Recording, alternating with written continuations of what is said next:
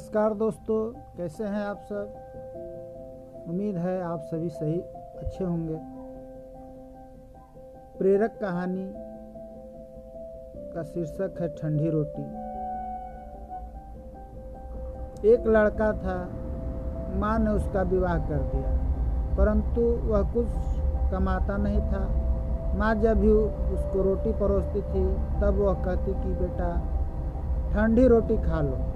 लड़के की समझ में नहीं आया कि माँ ऐसा क्यों कहती है, फिर भी वह चुप रहा। एक दिन माँ किसी काम से बाहर गई तो जाते समय अपनी बहू उस लड़के की स्त्री को कह गई, जब लड़का आए तो उसको रोटी परोस देना, रोटी परोस कर कह देना कि ठंडी रोटी खा लो।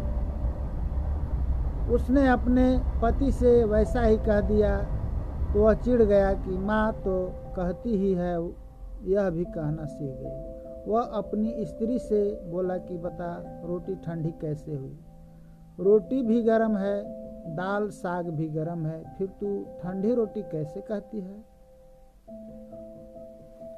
वह बोली कि यह तो आपकी माँ जाने, आपकी माँ ने मेरे को ऐसा कहने के लिए कहा था, इसलिए मैंने कह दिया।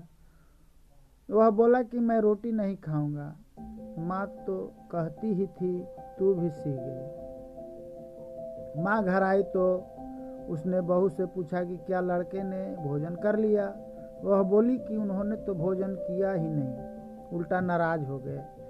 माँ ने लड़के से पूछा तो वह बोला कि माँ तू तो रोजाना कहती थी कि ठंडी रोटी खा ले और माँ सह लेता था, अब यह भी कहना सीख गई है। रोटी तो गर्म होती है, तू बता कि रोटी ठंडी कैसे है। माँ ने पूछा कि ठंडी रोटी किसको कहते हैं। वह बोला,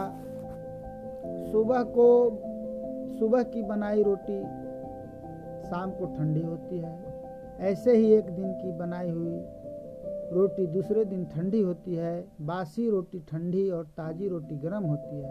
माँ ने कहा, बेटा अब तू विचार करके देख, तेरे बाप की जो कमाई है वह ठंडी बासी रोटी है। गर्म ताज़ी रोटी तो तब होगा जब तू खुद कमा कर लाएगा। लड़का समझ गया और माँ से बोला कि अब मैं खुद कमाऊंगा और गर्म रोटी खाऊंगा। इस कहानी से यह शिक्षा मिलती है कि विवाह होने के बाद ठंडी रोटी नहीं खानी चाहिए, अपनी कमाई की रोटी खानी चाहिए। जब भगवान राम वनवास में गए तब रावण सीता जी को ले गया। किसी भी रामायण में यह सुनने को नहीं आया कि राम जी ने भरत को समाचार दिया हो कि रावण मेरी स्त्री को ले गया है, तुम मेरी सहायता करो। कारण कि राम जी इस बात को समझते थे कि विवाह किया है तो स्त्री की रक्षा करना, उसका पालन करना मेरा कर्तव्य है। उन्होंने अपनी भुजाओं के बल से पहले सुग्रीव की सहायता की, पीछे उससे सहायता ली।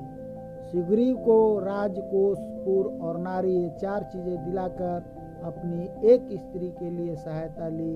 इसलिए विवाह तभी करना चाहिए जब स्त्री का और बच्चों का पालन पोषण करने की ताकत हो।